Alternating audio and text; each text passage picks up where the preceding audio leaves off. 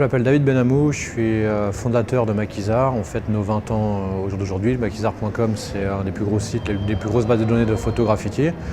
On vient de créer l'Aérosol, qui est un lieu où les artistes peuvent s'exprimer librement. On a 2 fois 300 mètres de murs, on a des containers, et après on classe suivant ce que vous allez faire et on alloue les murs. À l'intérieur de l'Aérosol, qui est un lieu de lifestyle, on a créé un musée. On a été chercher dans les 10 plus grosses collections au monde des très grosses œuvres de beaucoup du graffiti des années 80, de tout ce qui nous a bercé, qui nous a fait rentrer dans le graffiti. Donc je m'appelle Nick en fait, c'est les 3 premières lettres de mon nom, mon surnom Nicolas en fait. Donc j'ai commencé le graphe, j'avais à peu près 15 ans, donc c'était en 87. On était plutôt situé dans la banlieue du 92, côté Nanterre on va dire. Et j'ai démarré en fait en regardant une émission à l'époque, je m'en rappelais, c'était un peu l'époque avec Sydney, c'était HIP, HOP. Yeah, somebody, everybody, anybody, scream! C'était quelque chose que je regardais souvent. Et puis après j'étais inspiré, à l'époque il y avait des livres comme le Spreken Art, un petit peu plus par le graffiti que sur le rap, mais j'aimais un petit peu écouter tout ça. Et puis je suis resté dans la partie graffiti en fait. Voilà. Alors je m'appelle Mathieu, j'ai commencé en 1988 avec un petit boutonneux qui s'appelle Honnête, il se reconnaîtra. À cette époque-là, on choisissait des pseudos un peu, j'étais inspiré par Bad Hypnose, Psychose, par des blazes un petit peu criants. Donc j'ai choisi Maniac sans savoir ce que ça voulait dire vraiment. Je suis pas vraiment maniaque, mais Maniac ça sonnait bien. Say, what the hell is your name anyway? Crook. Ram.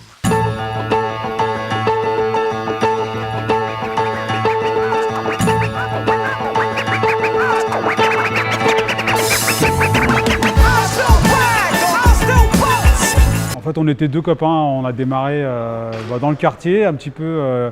Ça arrivait déjà en France par le tag, par les signatures, donc chacun avait son nom. Et puis chacun essayait de reproduire son nom le plus possible partout sur les murs. Donc ça a démarré comme ça. On était 2, donc avec Jeff.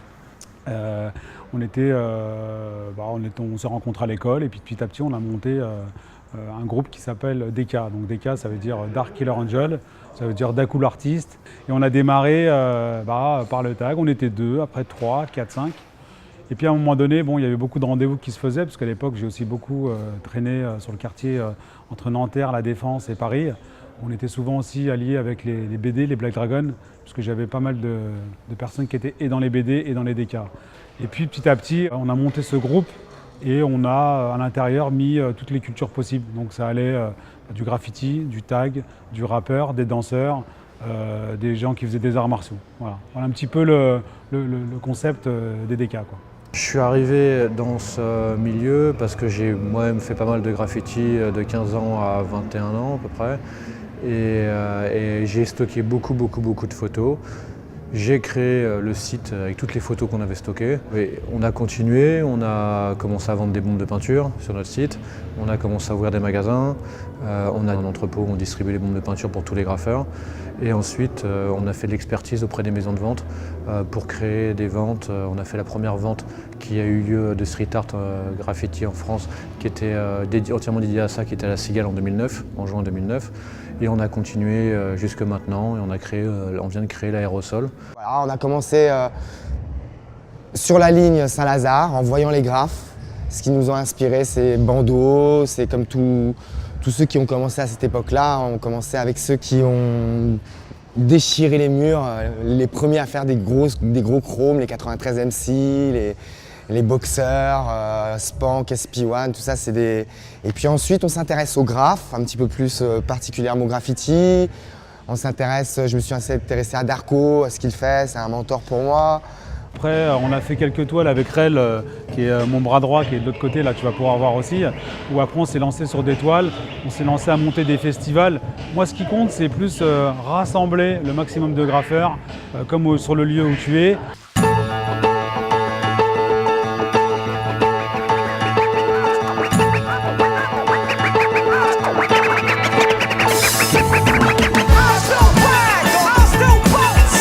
À l'époque, dans les DK, faut savoir qu'on était beaucoup. Il y avait les rappeurs, les danseurs, les taggeurs, les graffiteurs, les tapeurs, parce qu'il fallait défendre les choses. Et je suis rentré dans ce crew-là en 90-91 par Nick, qui à l'époque, déjà à cette époque, avait déjà un terrain, une association, alors qu'il avait que 18 piges, quoi. Donc un gros big up à lui. DK, c'est familial. Voilà, DK, c'est pas 3 lettres. C'est derrière, tu vois, quand on se voit, on est unis, on est comme une famille, que ce soit blanc, black, beurre. On vient des quartiers, mais aujourd'hui dans les quartiers, il y a beaucoup de choses positives qu'on ne voit pas forcément dans les médias. Et aujourd'hui, tu verras dans cette journée, le mélange de chacun fait que voilà les murs et voilà le résultat. C'est le plus important. C'est un crew qui est basé un peu sur les vrais crews new-yorkais. Ça, à la base, c'est ça. Hein. Tu sors un peu les mecs de la cité pour qu'ils évitent de dealer et de se battre. Et ben, on les fait taguer, rapper, danser. Et lui, il a compris tout ça tout de suite.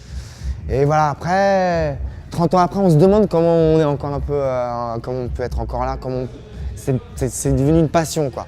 Et que tu fasses du tag, du graphe, que tu danses, que tu fasses du sport de combat, il n'y a pas de souci, tu es le bienvenu. Aujourd'hui, on a des jeunes qui sont rentrés récemment, qui ont 25 ans, nous on en a 45, on est un peu les vieux briscards, mais voilà, il n'y a pas. Et on rencontre beaucoup de gens aussi. C'est les rencontres qui font que le graffiti, ça peut continuer avec des gens motivés.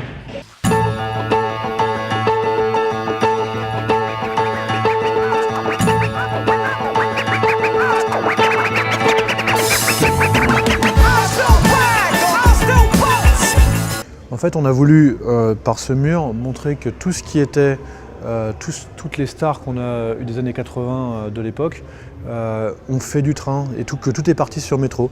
Là, on a Futura 2000, un métro, donc on est vraiment sur des photos d'Henri Chalfant de 1980, donc les premières éditions. On a Zephyr, qui avait fait le fameux Wild Style, le lettrage du Wild Style, qui était aussi sur train avec une dédicace à Henri Chalfant. On a Crash, qui est aussi un de ceux, John Matos, qui est aussi un de ceux qui vaut les plus chers aujourd'hui dans ce milieu, qui était aussi graffiti sur train à l'époque. On a Sin ici, on a donc celui qu'on appelle The Godfather, on voit des tableaux un peu plus loin. Blade, Lee, Quick. En fait, avec ce mur, on a vraiment voulu faire voir que tout était... toutes les stars, tout ce qui s'est passé. Et ces gens-là, là on est en 80, et on a des toiles de 83, 85 de ces gens-là. Donc ces gens qui faisaient du métro à l'époque faisaient aussi des toiles.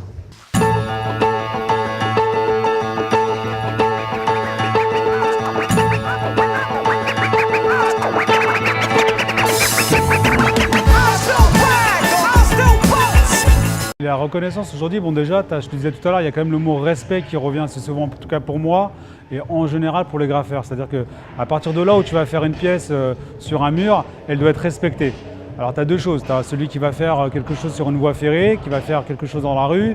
En général, c'est que ça reste et que ça reste le plus longtemps possible. Et après, tu as le côté où tu es dans un terrain, où comme ici, tu sais que tu vas peindre ta pièce, tu vas faire ta photo et demain peut être repassé. Et parfois, ça peut faire la guerre parce que le gars, il a repassé sur son tag. Alors le tag, c'est une signature.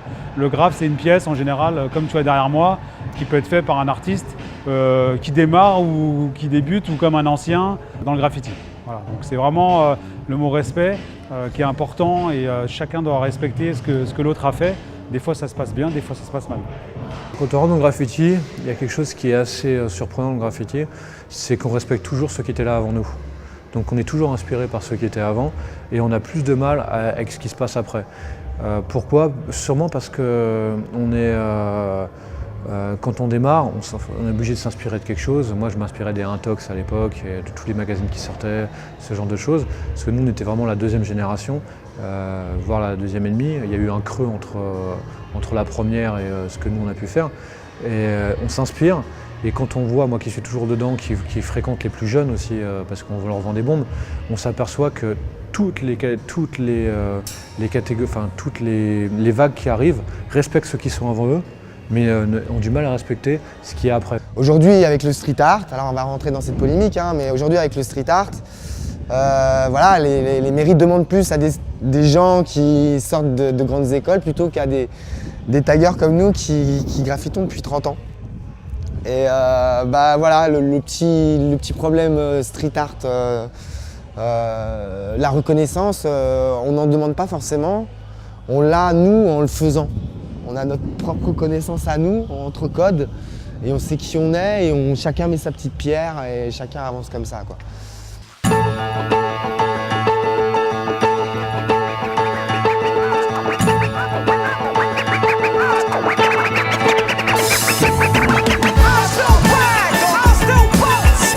Entre le graffiti pur, graffiti sur mur et la toile, donc tout ce qui est marché de l'art, galerie, vente aux enchères, tout ce qui se suit, collectionneurs et compagnie, c'est deux mondes différents.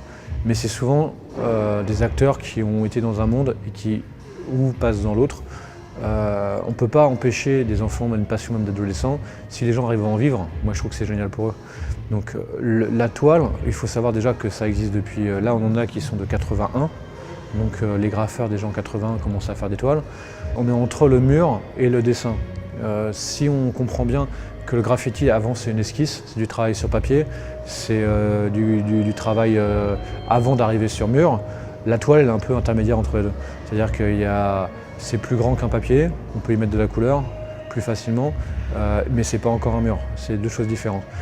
Il faut savoir aussi que pour en vivre, le seul moyen pour quelqu'un qui est fan de graffiti, qui veut commencer à décorer ça chez lui, c'est où il fait peindre les murs, ou alors il fait faire des toiles. C'est le seul moyen. Un mur, on ne peut pas l'agrandir, chez soi c'est différent. Et donc c'est le seul moyen d'avoir les artistes qu'on a aimés avant, qu'on a vénérés. Donc voilà, après comme tout, il y a la loi de l'offre et de la demande. Les prix se font en fonction de la demande et on peut faire il y a un marché qui s'est créé en fait. Mais effectivement, c'est deux choses différentes à la base. Le graffiti sur mur est toujours gratuit et toujours les gens le font pour se faire plaisir. Sur toile, c'est un moyen de vivre.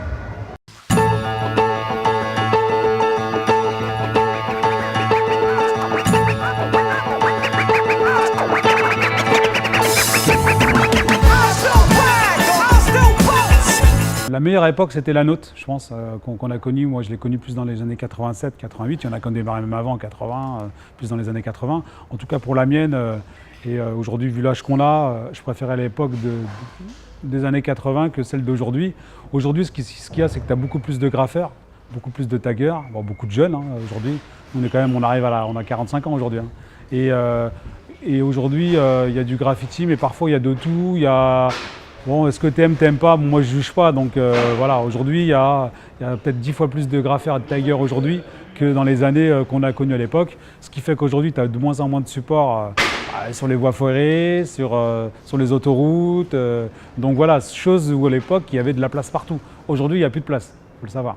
Aujourd'hui, la passion, elle est toujours dans l'accaparement de l'espace urbain. C'est-à-dire qu'il y a une espèce de cri qui fait que tu as envie, la nuit, d'aller sur les autoroutes, sur là où, voilà, je comprends les jeunes qui veulent s'accaparer l'espace urbain, parce qu'il y a des affiches partout, il y a des promos partout, pourquoi pas du graffiti. Alors le graffiti, il est mal vu, très mal vu par la SNCF, on est d'accord. On sait pourquoi, parce que les jeunes, ils griffent les vitres et ça coûte très cher et c'est dangereux. Mais en même temps, du coup, on est complètement stoppé par toutes les mairies. Ça va beaucoup avec les friches. Un entrepôt qui est désaffecté, les graffeurs vont rentrer dedans, vont commencer à graffer. Pourquoi? Parce qu'il y a des espaces, il y a des beaux murs. Et ce qu'on a essayé de faire avec l'aérosol, c'est de proposer la même chose et de l'ouvrir au public. C'est-à-dire que les gens peuvent graffer avec du public, avec des gens, pour que les gens puissent comprendre ce que c'est, voir les graffeurs en action, puissent manger, puissent laisser leurs enfants s'exprimer. Donc ça, c'est un peu une première, un terrain vague ouvert. Mais sinon, après, il y a la rue Ordonneur où on peut peindre, il y a plein de rues comme ça dans Paris, plein d'endroits dans Paris où on peut peindre.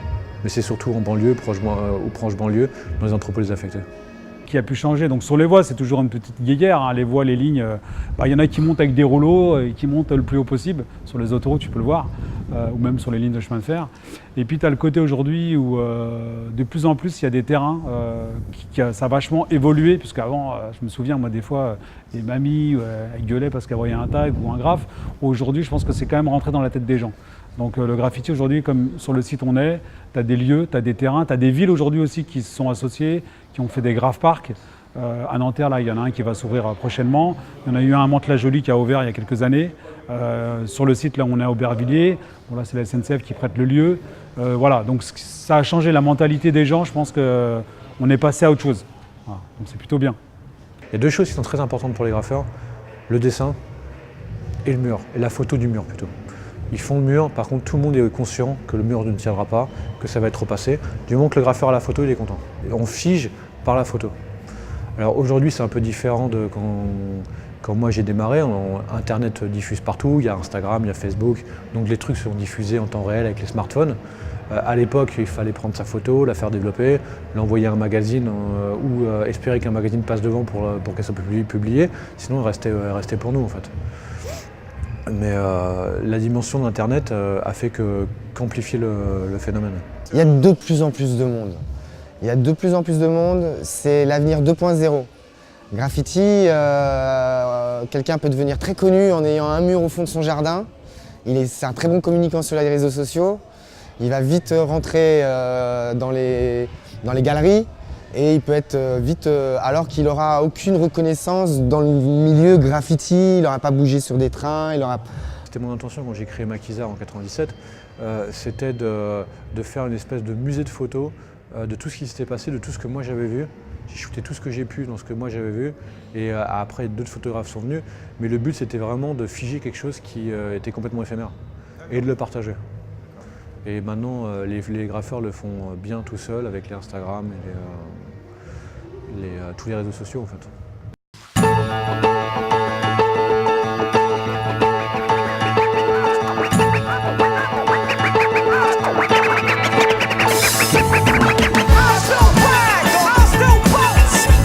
Moi aujourd'hui, il y a plus de 30 ans, donc dans les DK, on avait les syndicats de Possy qu'on appelait, puisqu'on avait un groupe de rap, on les appelait syndicats de Possy DK. Donc c'est MC4, c'est Shank, c'est Remo, c'est Bis, Karim, ils étaient 5. Et ils avaient fait la première partie d'Ayam à Colombes, pour te dire. Donc en fait, on était, bon à l'époque c'était Ayam, c'était les NTM, c'était tout ça. Hein. Moi j'ai connu tout ce genre de musique parce que j'écoute de tout. Et aujourd'hui, si tu veux, ça a démarré, ils étaient venus à Colombes, ils avaient fait la première partie, après ils étaient partis à Montpellier, on avait fait un graphe avec eux, avec Ayam et tout ça. Donc on a pu rentrer tout de suite en contact avec des gens qui étaient dans le hip-hop. Et puis moi j'ai vraiment gardé la partie du graffiti. J'écoute du rap aujourd'hui, j'écoute de tout au niveau musique, mais je suis resté dans le côté graffiti. Voilà. La culture hip-hop, on l'a vécu ici avec la culture hip-hop. Les Américains n'ont pas vécu avec la culture hip-hop parce que la culture hip-hop s'est créée après que le graphe. Si tu parles de hip-hop à un mec comme Sin qu'on appelle The Godfather of Graffiti, il crache dessus. Lui c'est un rocker. Il y en a beaucoup qui étaient des bikers en fait. Donc la culture hip-hop s'est créée après avec des Face2, avec des choses comme ça. Mais nous quand on a pris de plein fouet en Europe, la culture hip-hop était déjà introduite. Mais il faut savoir que ceux qu'on vénère à New York ne sont pas forcément des gens du hip-hop. Ce sont des gens du graffiti pur. Et j'ai un souvenir quand j'organisais par hip-hop, j'avais fait venir Sin, donc celui qu'on appelle The Godfather of Graffiti. Il était fou parce qu'il y avait le mot hip-hop à côté de son nom. Ça lui plaisait. Par contre, dans son atelier, il y avait une tête de mort et c'est l'un des plus gros collectionneurs de Harley Davidson.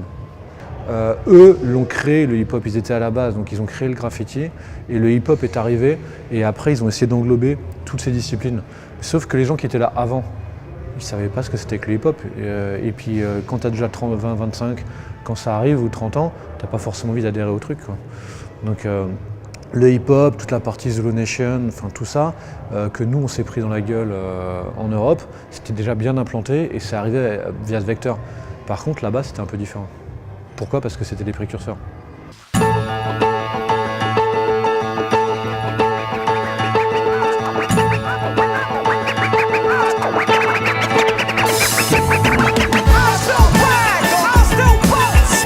Le graffiti tel qu'on le connaît est parti de New York fin 70, début 80, a été propagé par le travail de deux personnes qui sont Henri Chalfant et Martha Cooper, qui ont fait des livres, des films comme Style Wars, comme je ne vais pas tous les citer. Donc c'était un sociologue et un photographe qui ont propagé ce mouvement. Ils ont propagé ce qui se passe à New York et tout le monde a été atteint. L'Europe a été atteinte, L'Afrique, en ce moment, est en train de bouger pas mal. Là, on a reçu des graffeurs togolais, on a reçu des graffeurs camerounais. L'Asie est en train de se déchaîner sur le graffiti. Et ça fait 40 ans qu'on entend que ça va mourir, et c'est vrai que c'est un mouvement qui se renouvelle tout le temps, avec des méthodes différentes. On va en Amérique latine, c'est incroyable ce qui s'y passe. On va en Russie, j'étais à Moscou il n'y a pas longtemps, c'est magnifique. Donc ça se renouvelle, ça vit. Et le développement dans le marché de l'art est complètement en parallèle de ce qui se passe, dans la rue ou dans les terrains vagues ou sur train ou dans les supports qu'on veut. L'avenir du graffiti aujourd'hui, je pense que c'est beaucoup plus ouvert que les années qu'on a pu connaître dans les années 80. Alors après, est-ce que si c'est un moyen politique pour récupérer, tu vois, aujourd'hui on est dans un lieu, c'est la SNCF. Est-ce que le lieu il est prêté parce qu'ils ont peur que ça soit squatté? C'est une question. Est-ce qu'aujourd'hui la SNCF elle contribue à la partie graffiti? Tu vois, juste derrière nous, là, il y a la brigade anti-graffiti. Le mur juste là, on ne voit pas, mais c'est derrière. Donc voilà, là c'est toléré, c'est autorisé. Mais je ne sais pas si c'est bien vu par ces gens ou pas. Bon, il existe aussi une brigade anti-graffiti, qui n'avait pas dans les années 80. Donc il y a aussi tout un moyen, d'un autre côté ils donnent et de l'autre côté, bon après ça coûte cher aussi, il faut le savoir. C'est vrai que quand tu vois les trains, les métros qui sont taillés ou qui sont, ça reste à réfléchir. Mais je pense qu'il y a moyen aussi de donner des parties comme ils le font. Moi je trouve ça positif, chose qui n'existait pas il y a 20 ans. Donc ça c'est plutôt bien. La création, comme je te disais tout à l'heure, des terrains, les villes aujourd'hui qui s'associent à ces projets. Il y a des façades de bâtiments qui sont faites. Voilà, je pense qu'aujourd'hui le graffiti a quand même changé et évolué dans le bon sens. Après on aura toujours les deux, tu sais. Tu ne peux pas arrêter un mec, ça fait 30 ans qu'il fait des graphes sur les voies, tu ne vas pas l'arrêter du jour au lendemain. L'avenir du graffiti tel qu'il est, ce que moi j'entends par graffiti, il n'a pas d'avenir. On vit le présent. L'avenir du street art, il a de beaux jours devant lui. Pourvu qu'on nous donne des murs à décorer, même des trucs, des faux, voilà, des anamorphoses, des fausses fenêtres comme on en voit depuis les années 80. Que ça continue comme ça embellit, voilà, on change de... Mais l'avenir du graffiti lui-même, la voix, tout ça, le seul avenir, c'est l'avenir qu'on lui donne vu que c'est du vandal, c'est sûr, on sera toujours réprimé pour ça. Donc, mais je le vois grand l'avenir du vandal. Si on parle de vandal, les petits jeunes, ils en ont marre. Ils voient que le système, ça leur convient pas. Ils galèrent vraiment pour avoir des sous et pour manger. Il y en a beaucoup et ça fait 20 ans que ça dure. Et aujourd'hui, politiquement parlant, on ne peut pas dire qu'à droite, gauche, c'est mort. Pour moi, c'est Goldman Sachs et Google qui vont gérer le monde dans pas longtemps. Enfin, Goldman Sachs qui gère le monde depuis longtemps. Et Google, maintenant, qui va prendre une place. Et c'est peut-être la technologie qui... Alors, l'avenir de tout va passer par la technologie et l'avenir du graffiti, je pense. Mais l'avenir du graffiti, il n'y a que nous qui le faisons, avec François là-bas.